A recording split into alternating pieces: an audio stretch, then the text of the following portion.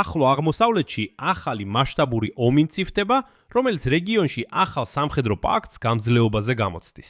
შეგახსენებთ, 7 აგვისტოს მექაში საუდის არაბეთმა, თურქეთმა და პაკისტანმა სამხრივი თავდაცვის პაქტს მოაწერეს ხელი, ნატოს მეხუთე მუხლის ანალოგიით. ანუ ერთ-ერთ ქვეყანაზე თავდასხმა ითვლება როგორც სამივე ქვეყნის წინააღმდეგ თავდასხმა. და თითქმის მაშინვე გაირკვა, რატომ გახდა ეს პაქტი საჭირო სწორედ ახლა. პაქტის ხელმოწერამდე ერთი დრით ადრე ჰუსიტებმა იემენში საუდის არაბეთისადმი ლოიალურ ძალებზე ბოლო 4 წლის განმავლობაში ერთ-ერთი ყველაზე მასშტაბური დარტყმა მიაკენეს. ხოლო თავად საუდის არაბეთი ერთდროულად ორი მიმართულებიდან, იემენიდან და ერაყიდან კოორდინირებული თავდასხმებისთვის ემზადება. და ეს უკვე ოფიციალური სადაზვერვო მონაცემებია. ამ გამოშვებაში განვიხილავთ როგორც სამხედრო პაქტს, ასევე იმას, რაც იემენში ხდება. სწორედ ახლა. რადგან როგორც ჩანს, ეს გახდება ახალი სამხედრო კავშირის პირველი რეალური გამოცდა. თუმცა ზოგი უკვე ამტკიცებს, რომ სინამდვილეში ეს თავდაცვითი პაქტი ისრაელის წინააღმდეგ შეიქმნა. ასე რომ მოდით გავარკვიოთ. ჩემი სახელია ალექსეი პეჩი. სანამ დავიწყებთ, გთხოვთ გამოიწერეთ ეს YouTube არხი. ჩვენ მივიწევთ 300,000 გაუნწერისკენ, ამიტომ მადლობელი ვიქნები თითოეული თქვენი გამოწერისთვის. მოკლედ, ოფიციალური სახელწოდება თავდაცვითი პაქტისა საუდის არაბეთს, პაკისტანსა და თურქეთს შორის. მექის ერთობლივი თავდაცვის შეთანხმება 7 აგვისტოს მექაში მოეწერა ხელი საუდის არაბეთის მემკვიდრე პრინცმა მუჰამედ ბენ სალმანმა. თურქეთის პრეზიდენტმა რეჯეფ თაიფ ერდოღანმა და პაკისტანის პრემიერ-მინისტრმა შაჰბაზ შარიფმა. ერთობლივი განცხადების ფორმულირება შემდეგნაირად ჟღერს. შეთანხმება მიზნად ისახავს კოლექტიური შეკავების გაძლიერებას ნებისმიერი აგრესიის აქტის მიმართ და ითვალისწინებს, რომ შეიარაღებული თავდასხმა რომელიმე სამ სახელმწიფოზე ჩაითვლება თავდასხმად სამივეზე. დოკუმენტი ეფუძნება უკვე არსებულ ორმხრივ სტრატეგიულ შეთანხმებას ურთიერთდაცვაზე საუდის არაბეთსა და პაკისტანს შორის, რომელიც ხელმოწერილი იყო 2025 წლის სექტემბერში.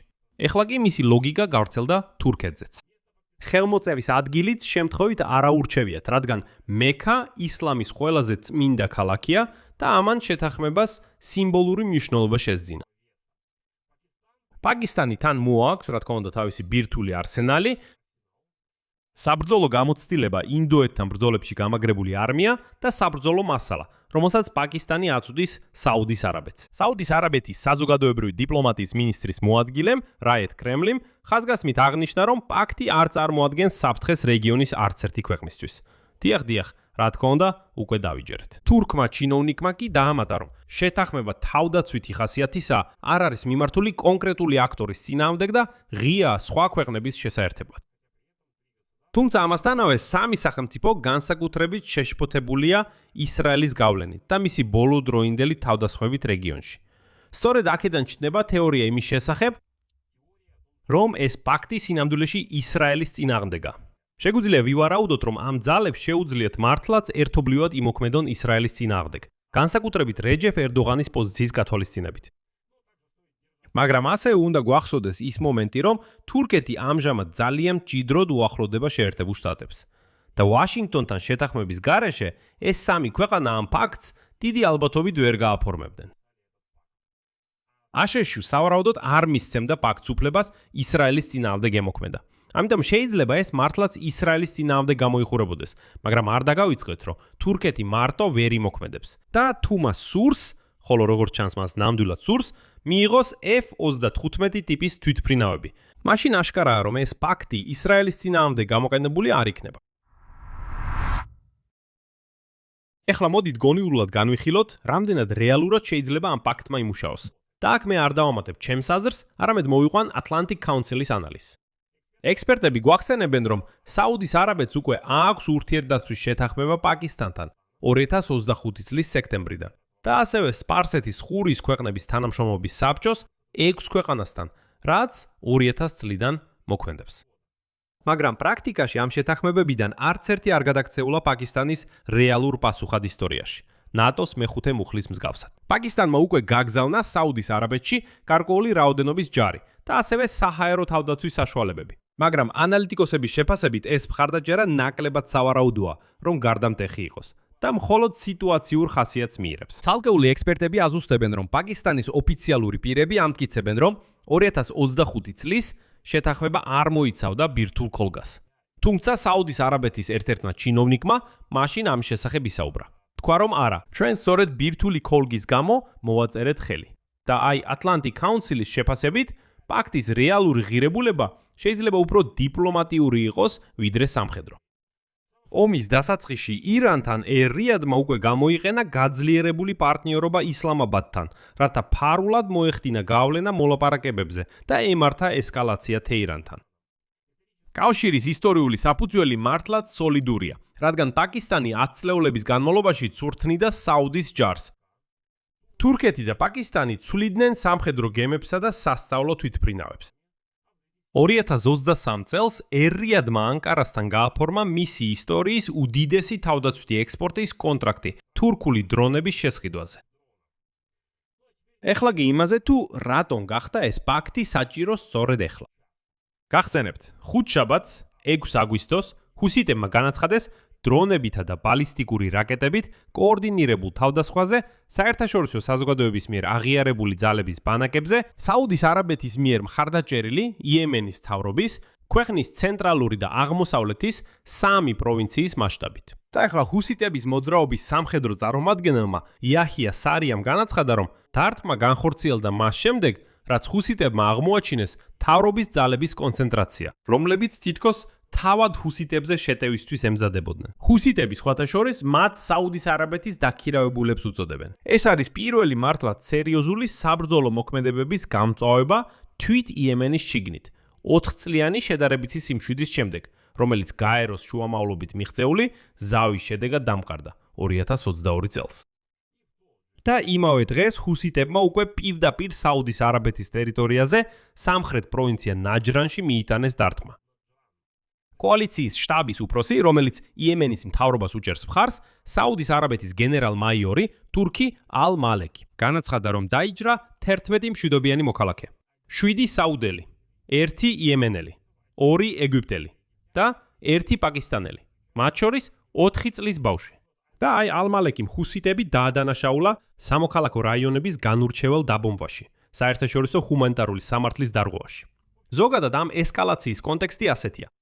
გახსენებთ, ჰუსიტებმა საზღვაო ბლოკადა გამოუცხადეს საუდის არაბეთს ჯერ კიდევ 20 ივლისს და ამას უწოდეს ოპერაცია ალყა ალყის პასუხად. ეს იყო პასუხი იემენთან საზღვაო და საჰაერო კავშირის შეზღუდვებზე, რომლებიც ქვეყნის აღიარებული მთავრობის თხოვნით დაწესდა. მას შემდეგ ჰუსიტების მოძრაობამ განაცხადა, რომ წითელ ზღვაში საუდის არაბეთთან დაკავშირებულ 8 გემზე მიიტანა იერიში. საერთოდ როგორც ხედავთ, ეს ესკალაციის სპირალი კიდევ უფრო ძლიერდება და ყოველდღიურად ჰუსიტები სულ უფრო მეტად ცდილობენ საუდის არაბეთზე შეტევას. და სწორედ აქ ჩნდება პირდაპირი კავშირი ამ სამხედრო პაქტთან. შეთანხმება ხელმოწერილია იმ დროს, როდესაც ერ-რიადი აწყდება ირანელი ჰუსიტების თავდასხმების ესკალაციას იემენში. და იმავე დღეს საუდის არაბეთის ერთ-ერთმა ჩინოვნიკმა სააგენტო CNN-ს აცნობა, რომ ერ-რიადი ემზადება ციტატა მრავალრიცხოვანი კოორდინირებული თავდასხმებისთვის ერაყელი შეიარაღებული დაჯგუფებებისა და ირანის მიერ მხარდაჭერილი ჰუსიტების მხრიდან. ამავდროულად დასძინა, რომ სპარსეთის ყურის ქვეყნების ოფიციალური პირები მიიღებენ ყველა საჭირო ზომას ნებისმიერი აგრესიის წინააღმდეგ ბრძოლისათვის. გარდა ამისა, ისრაელის გამოცემა Times of Israel კიდევ უფრო შემაშფოთებელ დეტალს ასახელებს. ნუ თუ სადაზორო მონაცემები აჩვენებს, რომ ჰუსიტები და ერაყელი შეიარაღებული დაჯგუფებები, რომლებიც ირანის ისლამური რევოლუციის გუშაკთა კორპუსის ზედამხედველობის ქვეშ მოქმედებენ, შესაძლოა მალე მართლაც კოორდინირებულ დარტყმას მიაყენონ სამოქალაქო ენერგეტიკულ ინფრასტრუქტურასა და საუდის არაბეთის პორტებს. იმავე საუდის არაბეთის ოფიციალური პირის თქმით, ეს მუქარები განსაკუთრებით შემაშფოთებელია იმ ფონზე, როცა ერ-რიადი აგრძელებს დეესკალაციისა და ირანთან მოლაპარაკებების გზით კონფლიქტის მოგვარების მხარდაჭერას. ხოლო მისი შეფასებით შუამავლური ძალისხმევა სწორ მიმართულებით მიდიოდა. ანუ დაგეგმილი თავდასხმები შეიძლება მიზანმიმართულად იყოს მიმართული სწორედ ამ ერ-რიადის პროცესის ჩასაშლელად. ამასთან ოფიციალურმა პირმა ხაზგასმით აღნიშნა, რომ საუდის არაბეთსა და ამერიკას შორის თანამშრომლობა ძალიან მაღალ დონეზე რჩება, ყველა დონეზე. მათ შორის ოპერატიულ თანამშრომლობასთან ერთად ასაშეთშის ცენტრალურ სარდლობასთან. და საუდის არაბეთი მზად არის მიიღოს ყველა საჭირო ზომა ნებისმიერი აგრესიის საპასუხოდ. ეხლა მთავარი კითხვა. იმუშავებს თუ არა პაქტი? თუ ერ-რიადი მართლაც გახდება ჰუსიტებისა და ერაყელი მებრძოლების კოორდინირებული დარტყმის ობიექტი. დოკუმენტის ლოგიკით, საუდის არაბეთზე თავდასხმა ფორმალურად ავალდებულებს თურქეთსა და პაკისტანს, რომ რეაგირება მოახდინონ როგორც საკუთარ თავზე თავდასხმაზე. და გარკვეული პრაქტიკული ნაბიჯები უკვე გადაიდგა დაძაბულობის დაწყებამდე. პაკისტანმა უკვე გადაიყვანა სამეფოში მცირე სამხედრო ძალები და საჰაერო თავდასხმის საშუალებები. ჯერ კიდევ 2025 წლის შეთანხმების საფუძველზე. მაგრამ უნდა ვაღიაროთ, რომ მსგავსი პაქტები, ხოლო საუდის არაბეთს უკვე 3 აქვს, მათ შორის 2000 წელს დადებული პაქტი, არც ერთხელ არ გამოუწევიათ ნამდვილი კოლექტიური სამხედრო პასუხი. ხოლო ნებისმიერი რეალური მხარდაჭერა იქნება შეზღუდული და დამოკიდებული კონკრეტულ სიტუაციაზე. ამიტომ ყველაზე სავარაუდო სცენარი არ არის თურქული გემებისა და პაკისტანური თვითმფრინავების სრულმასშტაბიანი ჩართვა პირდაპირ საბრძოლო მოქმედებებში ჰუსიტების წინააღმდეგ, არამედ რაღაც უფრო შეზღუდული. მაგალითად, საუდის ჰაერსაწინააღმდეგო თავდაცვის გაძლიერება პაკისტანელი ეკიპაჟებით, დამატებითი თურქული ჰაერსაწინააღმდეგო სისტემების შესაძლო გადმოყვანა, დიპლომატიური მხარდაჭერა საერთაშორისო არენებზე. და აი მაგალითად, როგორც აღნიშნავს ატლანტიკური საბჭო, თავად ალიანსის არსებობის ფაქტის გამოყენება, როგორც ბერკეტი თეირანთან მოლაპარაკებებში. ანუ იმის ჩვენება, რომ ერ-რიადს ახლა მხოლოდ ფორმალური დოკუმენტი კი არ უდგას უკან, არამედ რეგიონის 2 რეალური მსხვილი სამხედრო მოთამაშე, რომელთაგან ერთს ბირთვული იარაღიც აქვს. ასე რომ, როგორც მიხვდით, ეს უფრო სიმბოლური ეფექტია, ვიდრე თურქეთისა და პაკისტანის რეალური ჩართვა ღია ომში. აქ მრავალ წერტილს დავშვამ. თქვენი აზრი და დასკვნები კომენტარებში დაწერეთ ამ გამოშვების ქვეშ. გამოიწერეთ არხი, დააცკაპუნეთ ზარზე და არ დაგავიწყდეთ ლაიქის დაჭერა. ეს იყო ყველაფერი. იზრუნეთ საკუთარ თავზე. ყველას დროებით.